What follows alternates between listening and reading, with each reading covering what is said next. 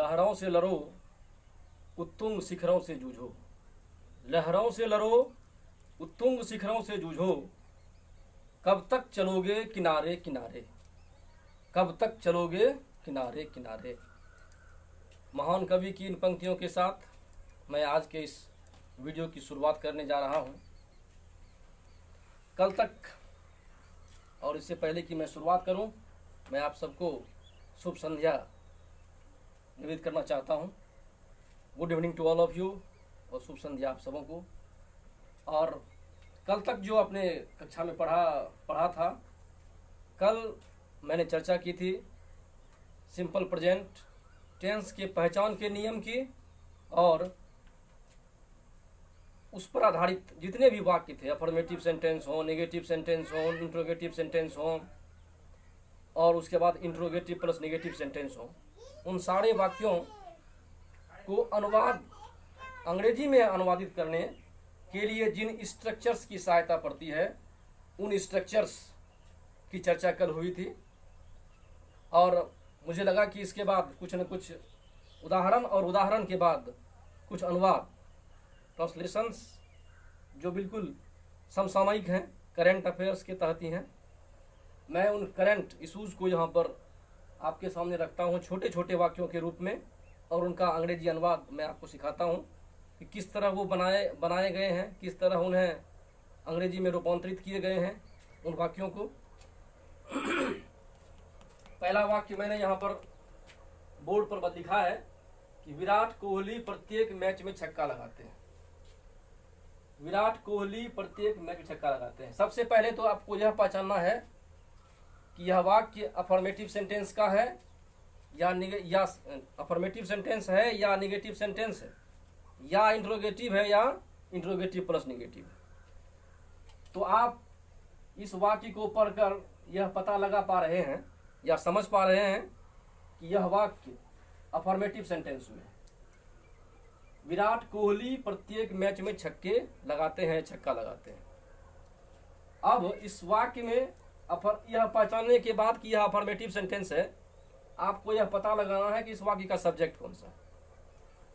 Subject इस वाक्य में क्या है करता, विराट कोहली, और क्रिया कौन सा है, छक्का लगाना। तो सब्जेक्ट और वर्ब आपने ढूंढ कर निकाला इसमें। अब क्या बचता है, आपको ऑब्जेक्ट ढूंढना है। तो ऑब्जेक्ट क्या है, छक्का लगाने में ही ऑब्जेक्ट यहाँ शामिल है। यह क्रिया ऐसी है जिसमें कर्म शामिल है, जिसमें ऑब्जेक्ट शामिल है, लगाना। और क्या लगाना, छक्का लगाना। तो इस क्रिया के साथ ही यहाँ पर कर्म जुड़ा हुआ है, इसलिए आपको अधिक कुछ खोजने की जरूरत नहीं है।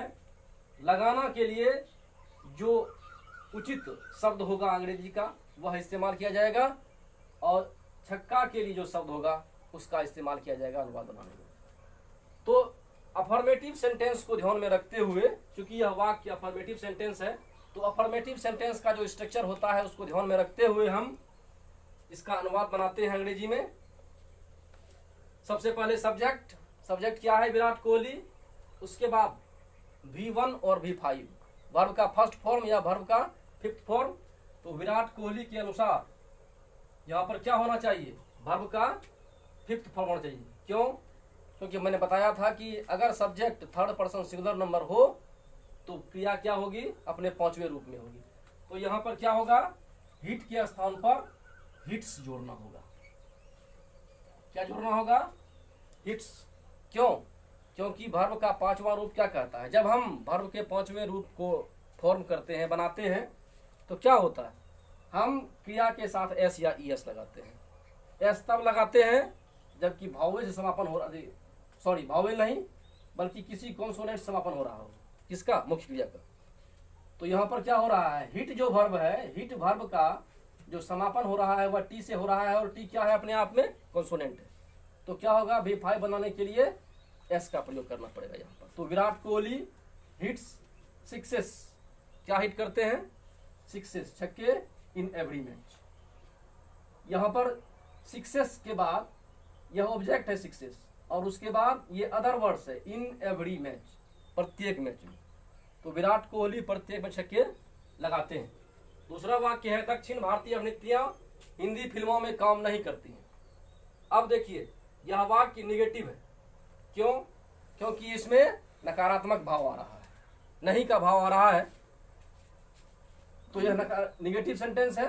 दक्षिण भारतीय अभिनेत्रियां हिंदी फिल्मों में काम नहीं करती हैं। अब इसका स्ट्रक्चर क्या है? सब्जेक्ट प्लस डू या does plus note plus V1, केवल V1 plus object plus other words. तो सब्जेक्ट क्या है? दक्षिण भारतीय अभिनेत्रियां, साउथ इंडियन एक्ट्रेसेस।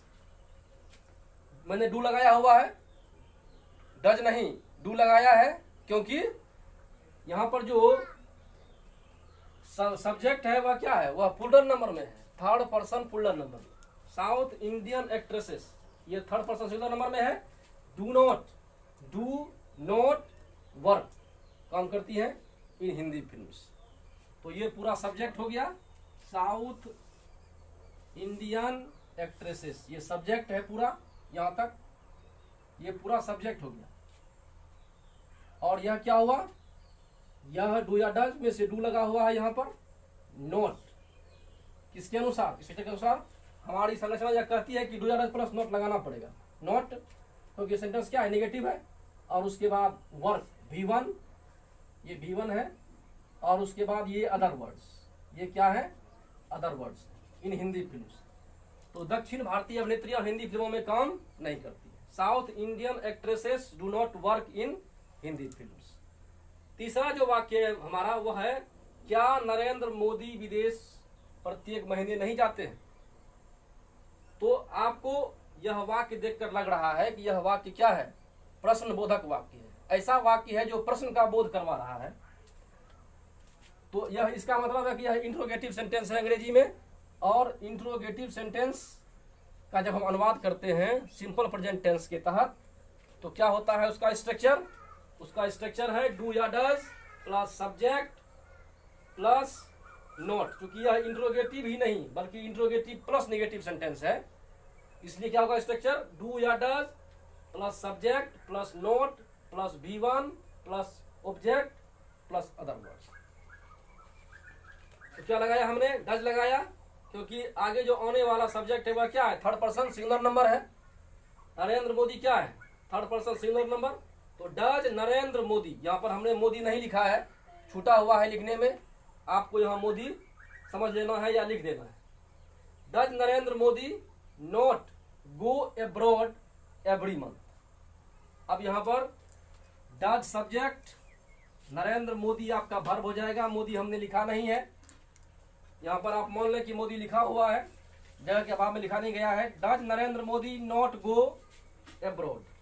तो डू या does plus subject plus not plus V1, वो क्या है? V1 है, वर्ब का पहला रूप है अब्रॉड, एवरी मंथ, प्रत्येक महीने। ये एवरी मंथ जो है वह क्या है? वह अदर वर्ड्स में है।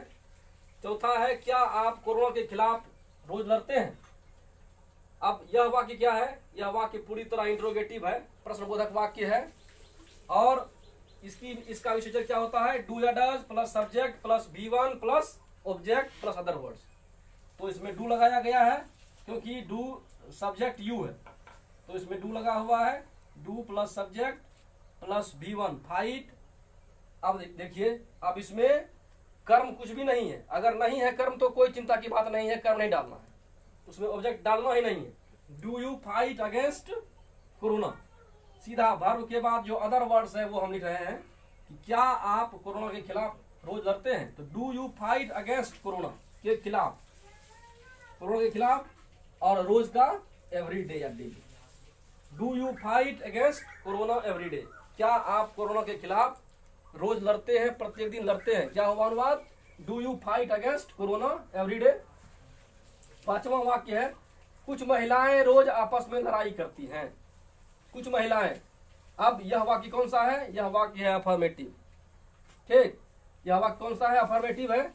अफर्मेटिव सेंटेंस का स्ट्रक्चर क्या होता है? सब्जेक्ट प्लस V1 और V5 plus object plus other words. तो सब्जेक्ट क्या है इसमें? सब्जेक्ट है कुछ महिलाएं, तो सम वीमेन। सम वीमेन, वर्ब कौन सा है, लड़ाई करना, तो क्वेरल, लड़ाई करना का क्वेरल। अब कुछ महिलाएं लड़ाई करती हैं। अब देखिए इसमें चूंकि यह वर्ब जो है वह इंट्रांजिटिव वर्ब है, लड़ाई करना, इसलिए इसमें कोई कर्म लगने वाला है नहीं और कर्म वाक्य में प्रयुक्त है भी नहीं कहीं पर।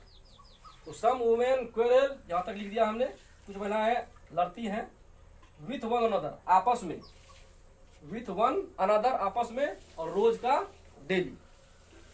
तो some women quarrel with one another daily, कुछ महिलाएं रोज आपस में लड़ाई करती हैं।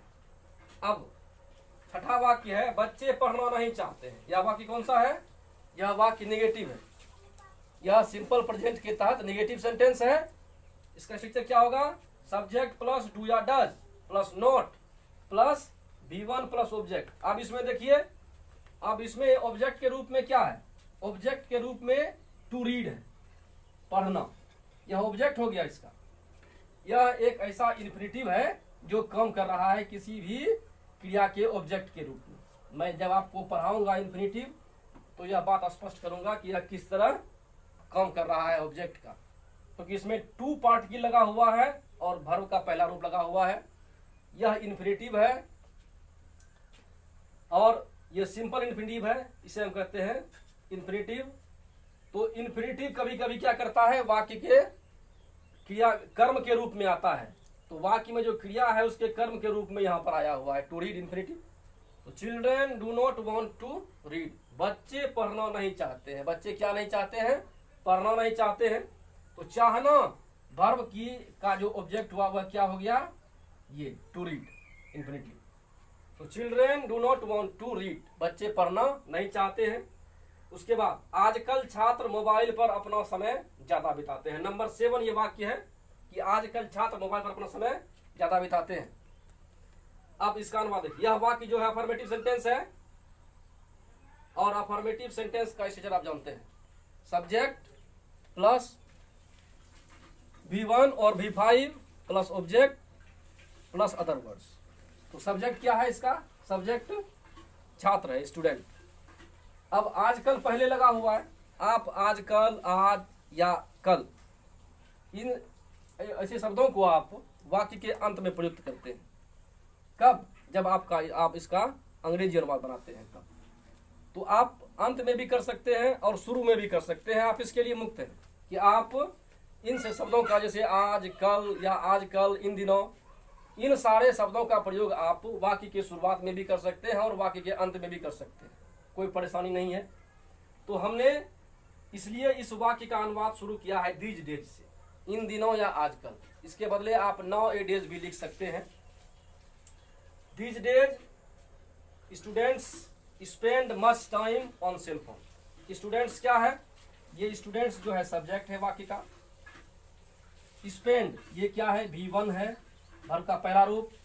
उसके बाद क्या बिताते हैं, तो मच टाइम, ज्यादा समय, अपना ज्यादा समय। और उसके बाद अदर वर्ड्स है ऑन सेल फोन, किस पर, मोबाइल फोन पर। मोबाइल फोन को हम सेल फोन भी कहते हैं। तो ये वाक्य अंतिम था जो अफर्मेटिव था, और उसका अनुवाद क्या बना, these days students spend much time on sale phone. यह अफर्मेटिव सेंटेंस था। तो आपने इसके तहत सिंपल प्रेजेंट पर आधारित सारे तरह के वाक्यों को पढ़ लिया, जिसमें आपने देखा पहला जो था वह अफर्मेटिव सेंटेंस था, दूसरा जो था वह नेगेटिव सेंटेंस था, तीसरा इंट्रोगेटिव प्लस नेगेटिव सेंटेंस था, चौथा केवल इंट्रोगेटिव सेंटेंस था, पांचवा जो था वह अफर्मेटिव सेंटेंस था, छठा जो था वह नेगेटिव सेंटेंस था, और सातवां अफर्मेटिव सेंटेंस था।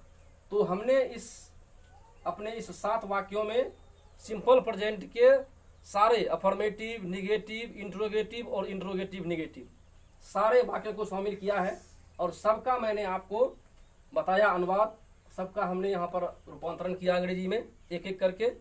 और मुझे लगता है कि अब कोई भी चीज़ बची नहीं होगी, जितनी भी बारीक चीज़ें थी उन सारी चीज़ों का मैंने यहाँ पर वर्णन किया, यहाँ की चर्चा की मैंने।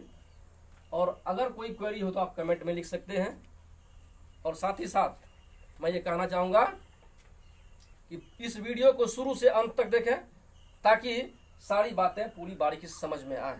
ये मेरा निवेदन है, इसलिए पूरे वीडियो को बारीकी से देखें, समझें और कमेंट्स लिखें। धन्यवाद।